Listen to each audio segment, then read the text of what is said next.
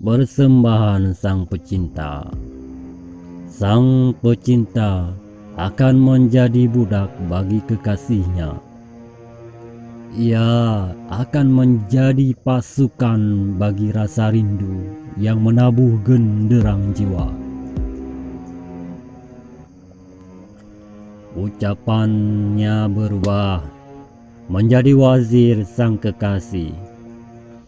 Kereta kudanya dipenuhi dengan berpeti persembahan.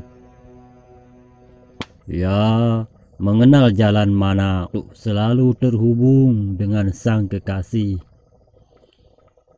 Dia akan berduka sesaat saja kehilangan.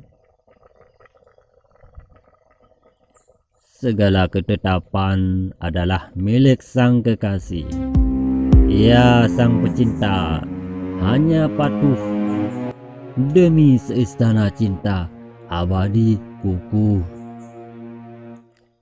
Bila kerinduan hadir, ia akan memukul-mukul genderang jiwa, menari-nari dalam taman harapan.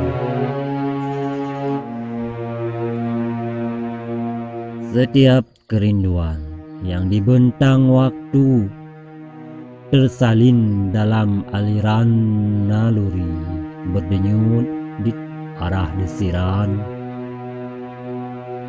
Sang pecinta membiduk terus bergerak mendekat ke penerimaan.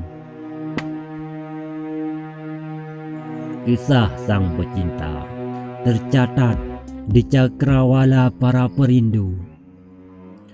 Bukti persembahan cintanya tersimpan di lubuk perpustakaan jiwa, dikaji berulang oleh pewaris masa, meski musim ke musim berganti, melintasi gersang, sepi, dan indahnya zaman.